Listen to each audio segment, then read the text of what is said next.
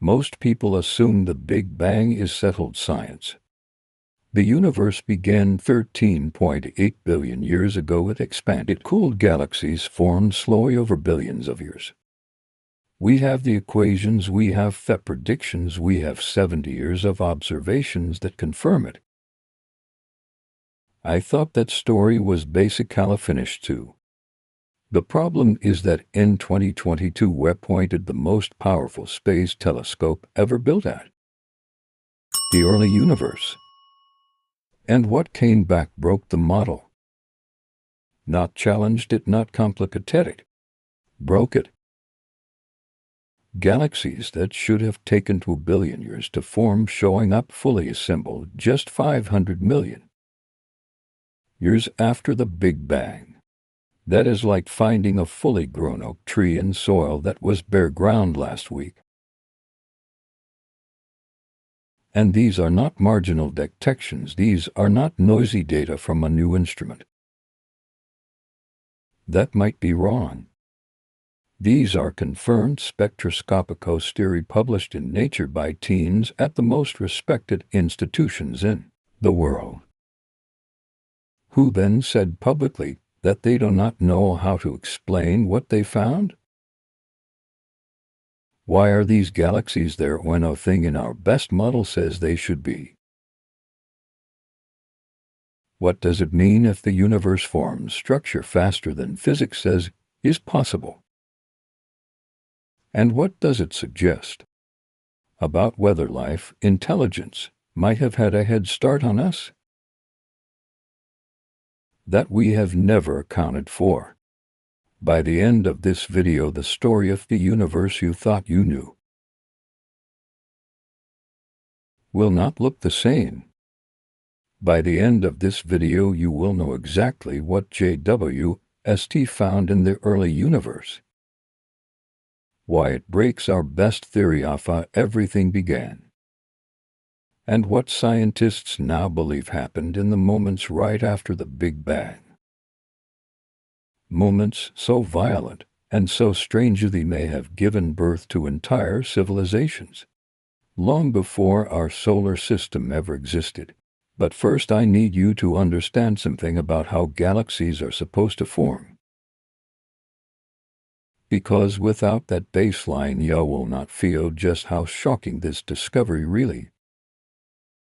And I need you to understand just how extraordinary the instrument that made this discovery actually. Because JWST is not just a bigger telescope, it is a fundamentally different kind of machine. And understanding what it can see and how it sees is what makes this discovery it made so impossible to dismiss. The James Webb Space Telescope was launched on December 25, 2021. It had been in development for 25 years. Its budget grew from an initial estimate of $500 million to a final cost of approximately $10 billion. At every stage of its development there were calls to cancel it. It was called the telescope, the Tate astronomy, because its cost overshot the budgets of every other NASA science mission. But it survived. And on Christmas Day 2021 it launched aboard an Ariane 5 rocket from the Guyana Space Center in French Guiana. What followed was the most anxious month in the history of astronomy. JWST had to execute 344 separate single-point failure mechanisms, both a single ingot that failed to release a single sunshield panel. That did not unfold correctly would have ended the mission.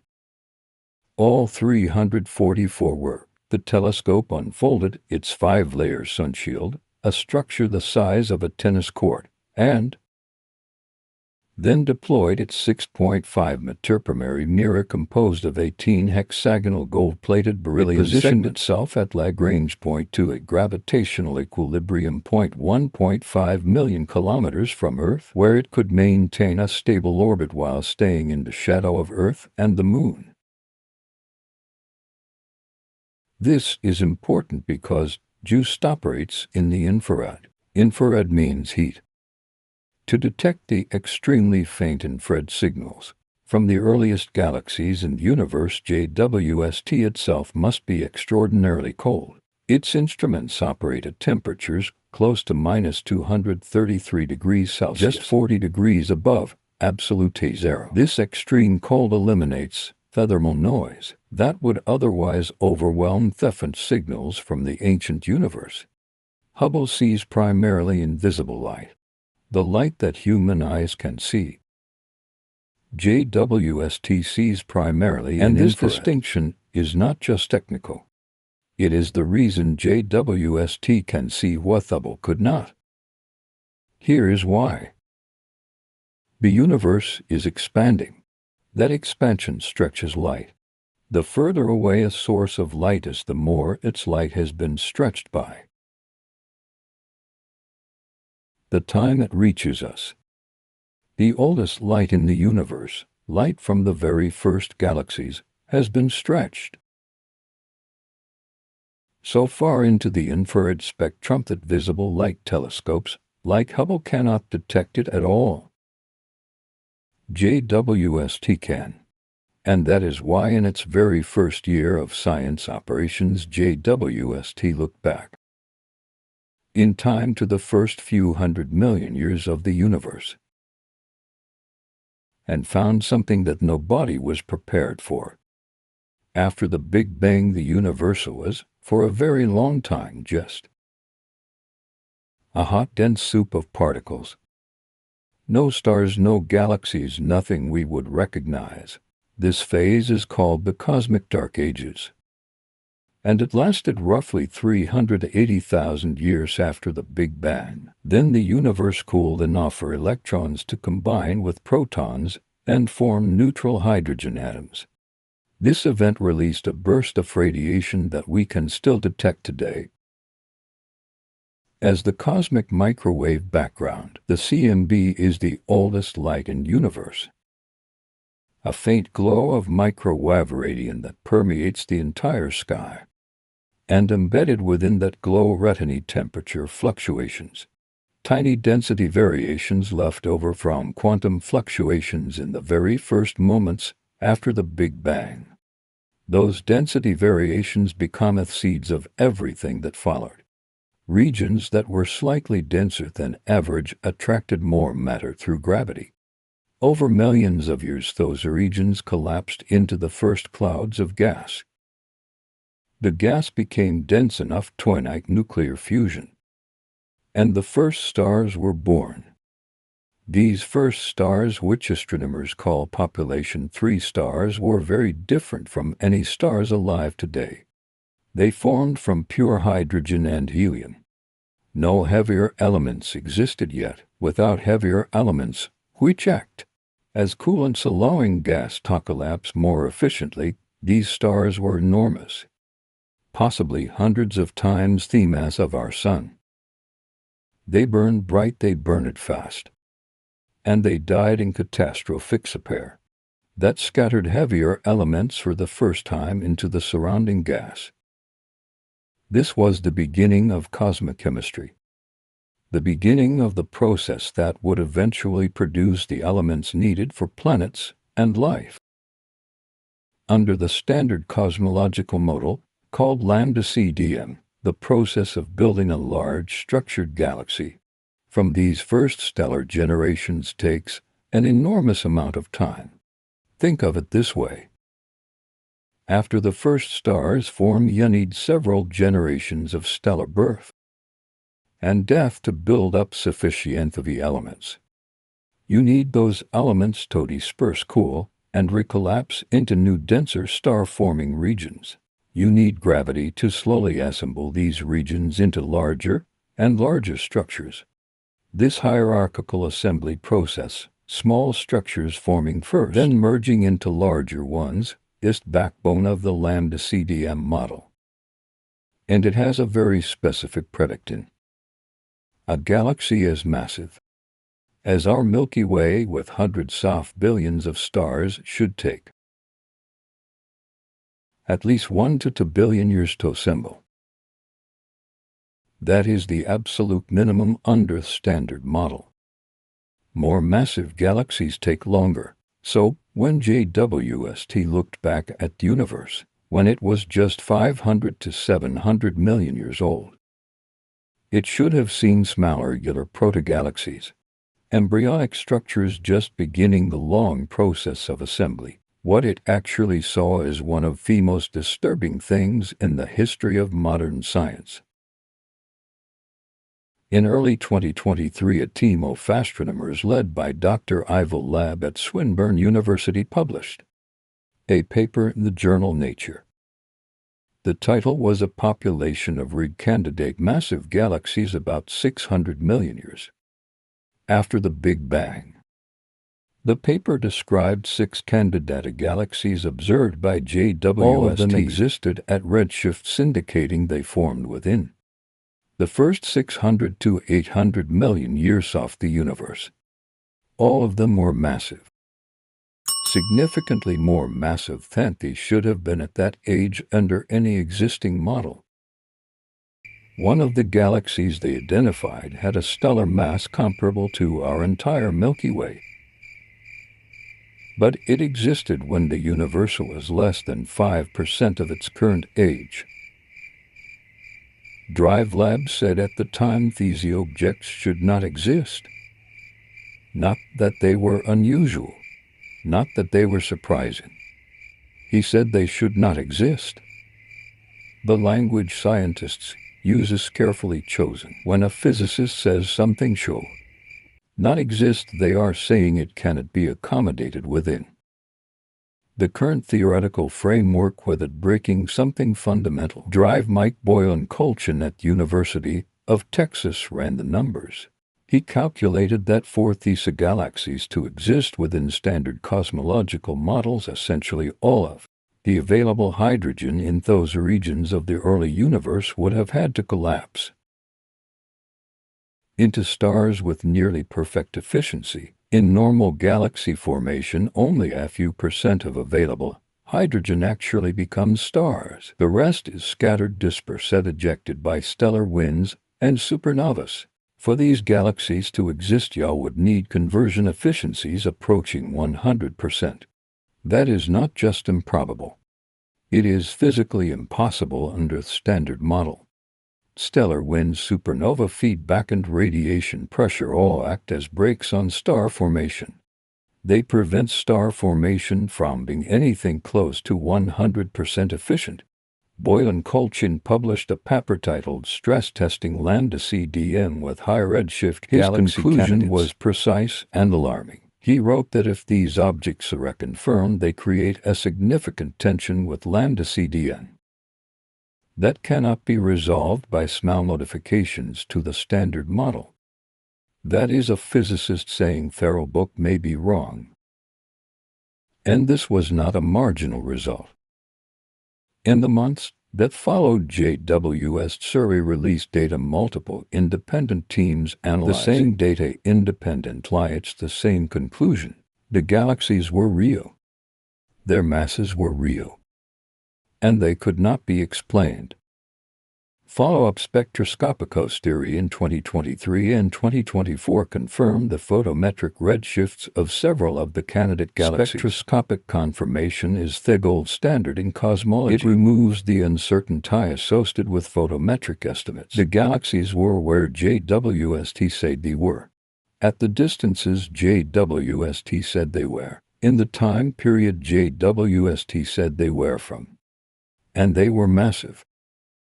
Dr. Alison Kirkpatrick at the University of Kansas, who led one of the independent analysis teams, described her reaction to the first JWST data in an interview. She said there were nights when he did not sleep. Not because of excitement, because of fear. Fear that everything we thought we understood about the early universe might be wrong. To understand why this is so significant, you need to understand what lambda CDM actually is and why it matters so much. Lambda is dark energy, the mysterious force causing the universe to expand at an accelerating rate. discovered in 1998 when astronomers measuring distant supernovae found they were dimmer than expected, indicating they were further away than a decelerating universe would predict. This discovery earned the 2011 Nobel Prize in Physics. CDN stands for cold dark matter, the invisible gravitational scanty that gives the universe its large-scale structure. Dark matter does not interact with light. It cannot be seen directly, but its gravitational influence is measurable. It accounts for approximately 7% of the total energy content of the universe. Ordinary matter, everything we can see and touch, accounts for only about 5%. Together, lambda CDN describes an universe where 95% of everything is invisible to us. It is a remarkable and deeply strange picture, but it works. It has been tested against observations for decades, and it has passed every test. It predicted the pattern of temperature fluctuations in the cosmic microwave background, and the observations matched to extraordinary precision. It predicted the large-scale structure of the universe, the way galaxies cluster into filament sheets and voids, and the observations matched.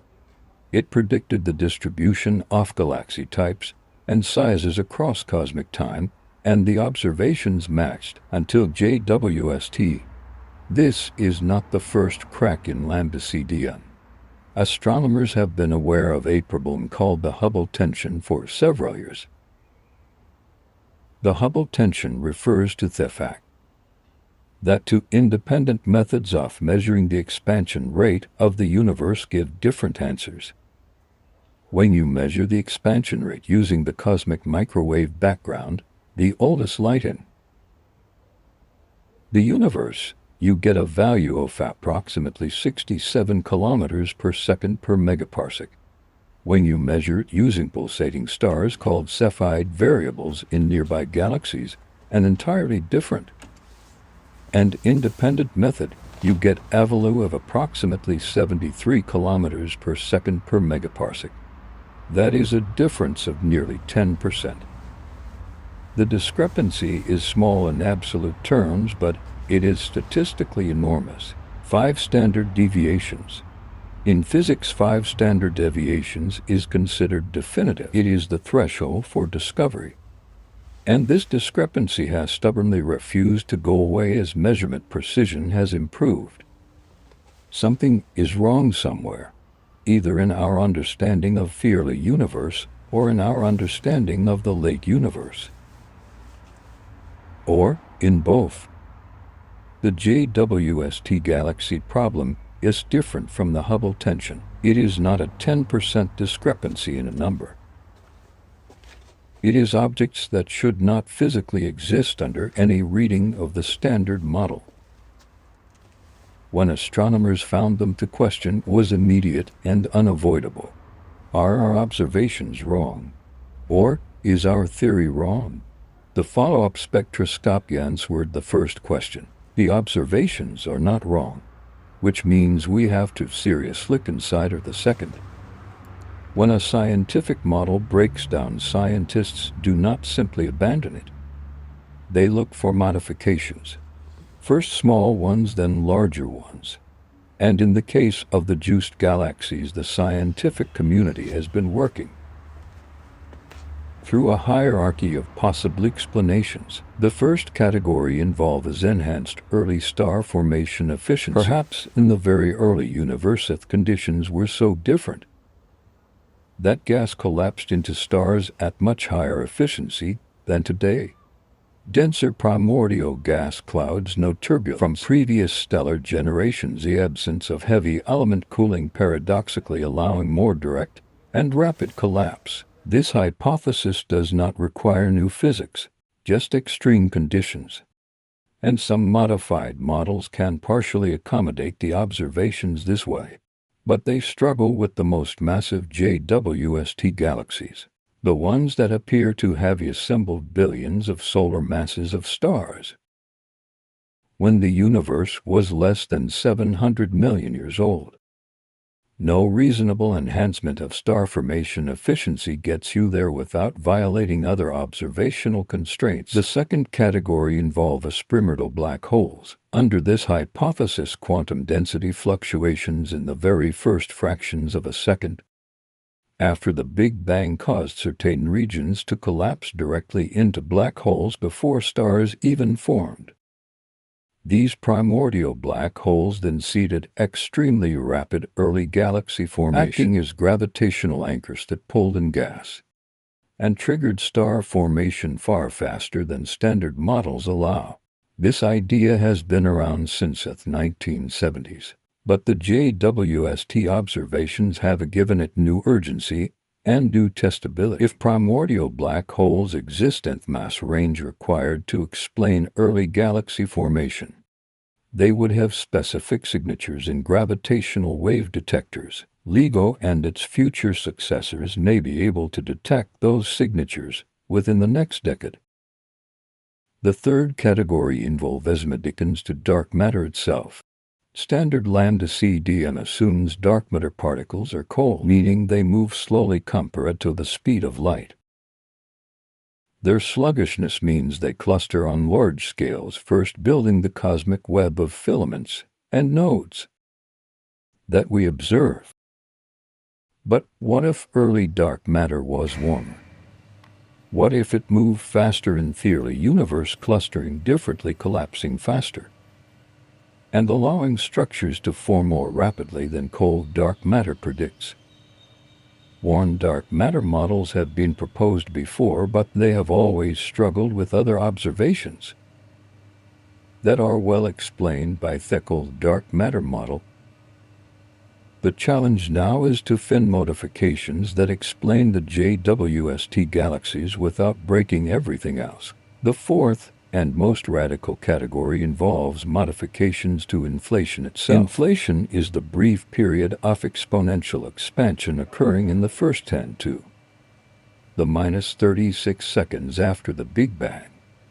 Most cosmologists believe inflation happened because it elegantly explains several otherwise mysterious features why the universe is so flat, why the cosmic microwave background is so uniform, why the observable universe looks the same in all directions. But the specific mechanism of inflation, what drove it, and how it ended, is not known. Cosmologist Sonny Vagnozzi and colleagues have proposed that an early dark energy component existing in the first moments after the Big Bang could have altered the density fluctuation spectrum in ways that led to faster structure formation. Other proposals involve modifications to the spectral index of primordial density fluctuations, essentially tweaking how unevenly distributed the seeds of structure were immediately after the Big Bang. If the early universe had more pronounced density fluctuations than standard inflation predicts, more high-density seeds would have collapsed into galaxies earlier, and the monsters JWST found would have a natural explanation. None of these proposals are yet confirmed, but none have been ruled out.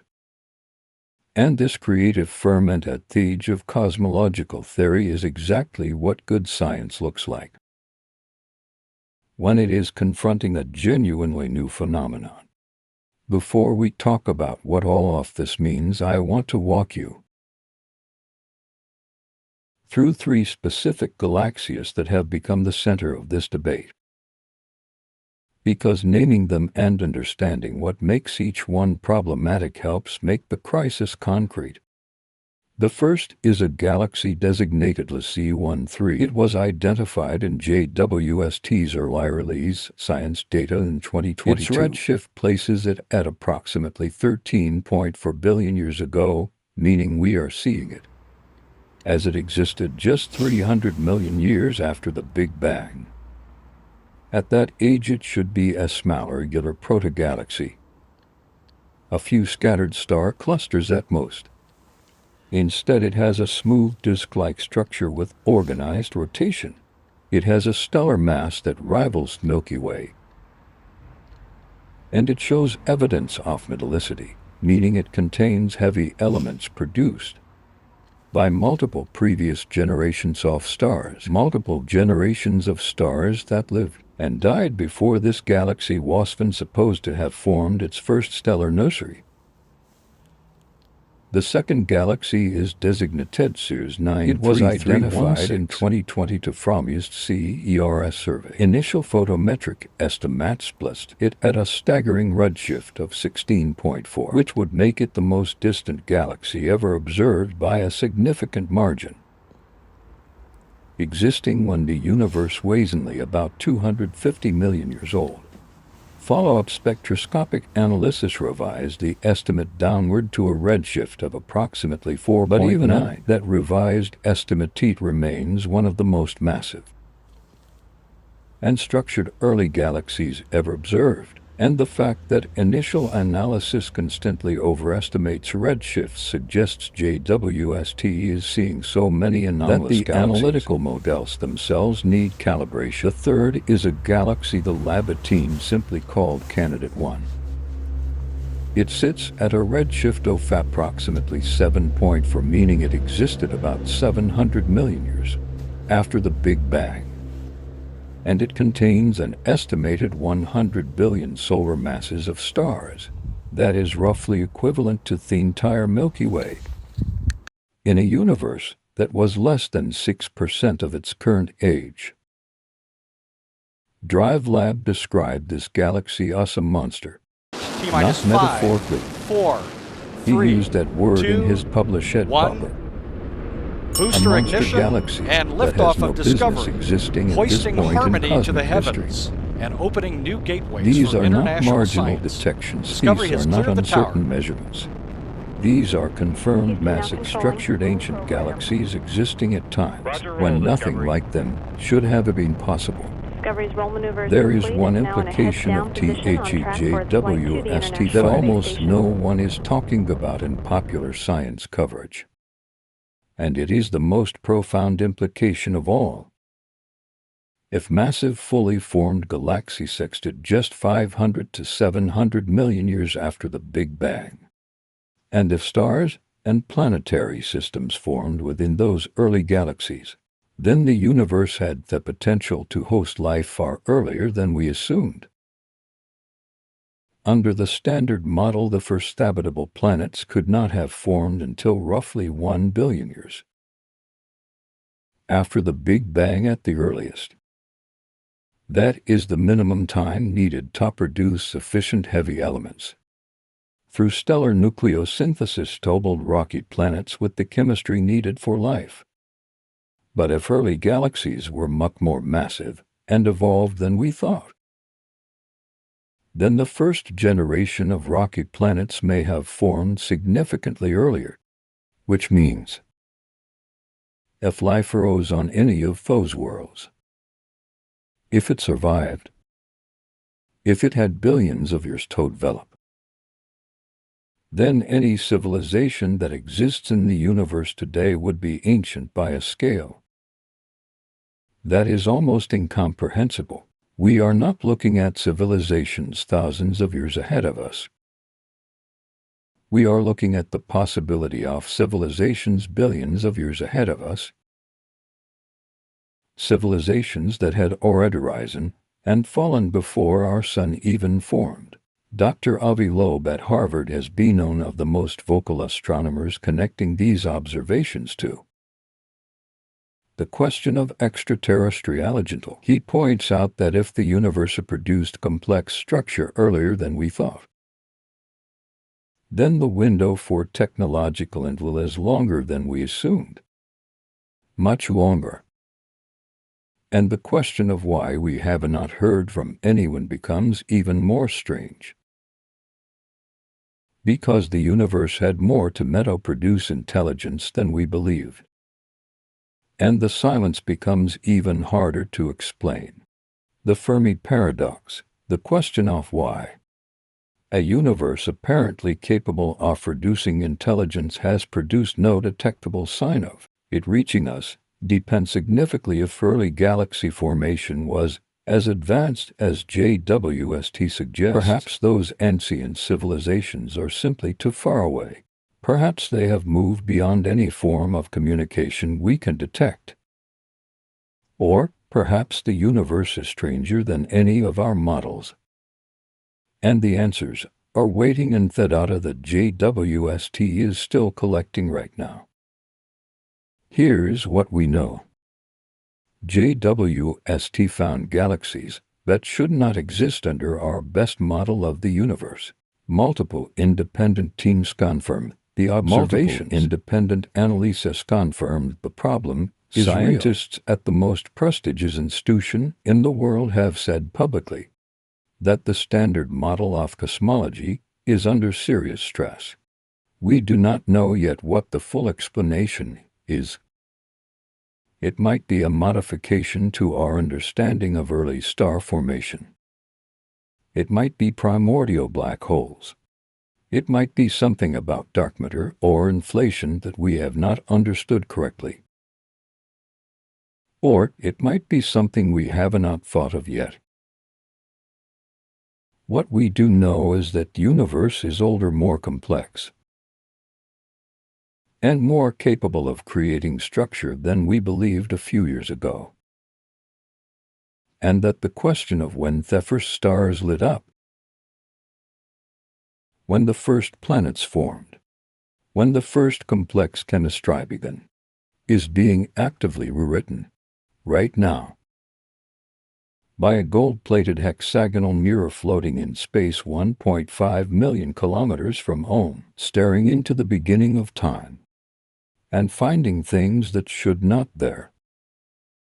In 2024, the astronomical community reached an informal but significant consensus. The JWST galaxy problem is not a calibration error. It is not a measurement artifact. It is not something that will quietly resolve itself once the data is better understood. The problem is real, and it is getting worse as more JWST data arrives. Each new deep field observation finds more anomalous early massive galaxies. Each new spectroscopic contouring removes another potential way to explain the objects away. Dr. Erica Nelson at the University of Colorado, who has been leading follow-up JWST spectroscopy, said in a 2024 interview that the universe looks fundamentally different from what the models predicted. She described seeing galaxies at redshifts above 10, existing less than 500 million years after the Big Bang, that have a spiral structure. The kind of organized rotation that standard models say takes billions of years to develop. And there it is at the very beginning of cosmic time. The response from the Cosmology community has been divided. Some researchers argue that the observations are forcing a modification to lambda CDM, not its replacement, small adjustments to early dark energy, or to the primordial power spectrum can bring the models closer to the observations without abandoning the framework entirely.